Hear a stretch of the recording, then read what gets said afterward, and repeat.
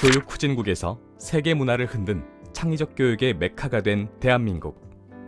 불과 20년 전의 대한민국은 눈부신 경제적 발전을 이루고 있었음에도 교육 후진국이란 오명을 안고 살아야 했다. 서구의 선진적인 교육 방식인 자유롭고 창의적인 사고와 전인적 교육 방식은 대한민국의 주입식 교육과 질적인 면에서 차이를 보여왔다.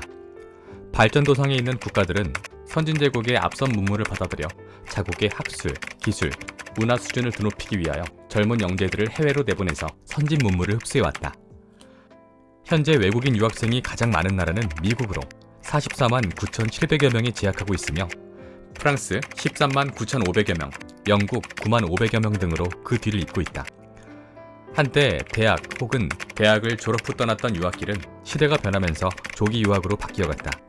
경제 수준이 높아질수록 부모들 사이에서 유학은 선택이 아닌 필수로 자리를 잡았다. 그러나 어린 나이부터 부모와 멀리 떨어져 학창 시절을 보내며 정서가 다른 외국인 가사도우미 손에서 자라난 어린 자녀들의 유학길은 수신, 재가, 치국, 평천하의 실현을 불가능케 했다. 교육의 선진국인 미국과 영국, 가깝게는 싱가폴과 말레이시아에 이르기까지 아이들은 초등학생 어린 나이부터 부모와 떨어져 지내기 시작했다. 이에 부모의 부재가 가져온 자녀들의 정서는 상상 이상으로 망가져갔다. 오직 글로벌 명문대 진학과 상류층의 커뮤니티를 만들어주고 싶다는 부모들의 열망은 아이비리그에 입학을 가능하게 했는지 몰라도 가정의 파괴, 자녀들의 탈선, 부모에 대한 존경심 결여, 형제의 우애와 같은 인간의 살아가는 가장 기본 근간을 흔들면서 어두운 이 시대의 사회적인 문제로 다가왔다. 선진 교육을 통째로 수입한 대한민국, 명문학교와 부동산의 상관관계. 대한민국 국제학교의 역사는 그리 오래지 않다. 이제 불과 10년 정도의 역사를 가지고 있음에도 그 성장은 매우 놀라운 수준이다. 부모가 아이들을 내국의 지근 거리에서 돌본다는 가장 큰 이점이 더해지면서 명문학교의 수입은 대한민국의 사모님 파워를 입증하듯 크게 성장했다. 시대마다 맹모들이 집합하는 곳은 늘 높은 명문대 진학률을 보여왔다. 종로와 노량진이 명문대학으로 향한 관문이었던 때가 있었고 지금의 대치동 또한 학원들이 명문화되면서 이미 입시의 성지가 된 지 오래다. 명문대 진학률이 높은 학교나 학원 인근의 부동산은 합격 커트라인보다 훨씬 더 높은 가격으로 넘사벽이 되었다. 강남의 개발, 반포에서 압구정으로, 대치동과 도곡동으로, 그리고 천당 위의 분당이라는 신흥학군이 형성되었으며 이후에 개발된 판교 역시 모두 자녀들의 학군과 밀접한 관련성을 품고 부동산의 가치를 동시에 품고 함께 치솟았다. 결국 아이 하나 제대로 키우고 싶어 이사한 동네에서 덩달아 부동산 가격이 올라 학테크라는 수입 높은 인생 투자의 결과물을 남긴 셈이다. 이로써 송도와 제주도의 국제학교 유치는 결국 10년여 만에 대성공을 거두게 된다. 서울대를 마다한 엄마들의 시선이 향한 곳, 제주 영어국제도시. 몇 해 전 센세이션을 일으키며 높은 시청률을 자랑했던 스카이캐슬이란 드라마에 등장한 피라미드 사회의 부조리나 현 시점 가장 핫해서 무려 시즌3까지 질주하고 있는 드라마 펜트하우스에서는 한층 더 자극적이며 극명하게 계급을 가르는 학교와 부동산, 그리고 그 학교와 그 부동산을 가진 부모, 그리고 화려한 선택을 받은 다이아몬드 수저들의 이야기가 나온다. 그들 드라마에서 공통적으로 등장하는 것은 특화된 교육 방식이다.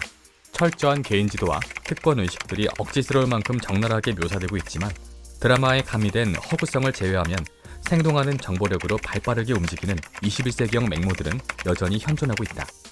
제주 영어도시는 제주특별자치도 서귀포시 대정읍 일대 379만 제곱미터에 조성된 교육특화단지로 1997년 9월 김영삼 문민정부 당시 제주도를 국제자유도시로 개발한다는 방침을 세운 뒤 2002년 5월 차기 정부인 김대중 정부가 사업을 주도할 JDC를 설립하며 본격화되었다.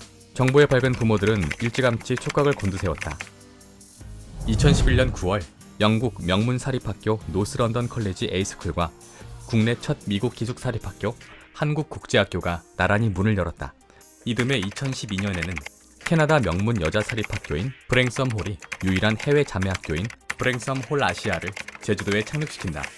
2017년에는 179년 역사를 자랑하는 미국의 세인트 존스 베리 아카데미가 드디어 개교하며 제주 영어도시는 정보가 생명인 신흥 맹모들에 의해 교육의 새로운 메카로 떠오르게 된다.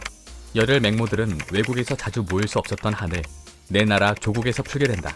한국식 인터내셔널 스쿨은 과거에는 후진국 교육이라는 비난을 면치 못했던 주입식 교육마저 대한민국만의 독보적인 교육 콘텐츠로 자리잡게 했다. 그리고 무엇보다 그들의 입에서 서울대학교는 더 이상 거론되지 않고 있다. 그들은 옥스포드와 예일과 하버드를 논한다. 오직 아이비리그가 목표인 이들 학교의 해외 명문대학교 진학률은 믿기 어려울 만큼 높다. 한국인들의 독특한 공부 방식, 개인과의 튜터. 이미 성공을 거둔 싱가폴과 말레이시아의 인터내셔널 스쿨은 영국계를 중심으로 미국, 캐나다, 호주 등 다양하다. 보통 어머니 한 명만을 동반하는 이들의 동남아 유학길은 의외로 험난하다. 싱가폴 공립학교는 학비가 저렴한 반면 대한민국 못지않게 치열한 아카데믹 중심의 경쟁이 있다. 창의적인 교과와 액티비티, 그리고 클럽 활동과 봉사활동으로 전인적인 교육을 꿈꾸며 날아간 곳에서는 한국인에게만 통용되는 끈질긴 주입식 교육과 경쟁이 수반되는 것이 현실이다.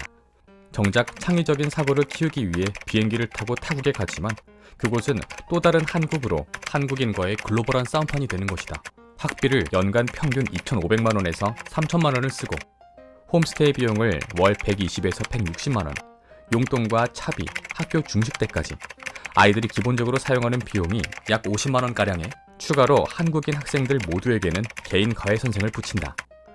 튜터라고 불리는 이들은 선진국의 교육 커리큘럼에도 불구하고 언제나 무언가 부족하다고 느끼는 한국 엄마들로 인하여 탄생되었다고 해도 과언이 아닌 신종 직업군인 셈이다.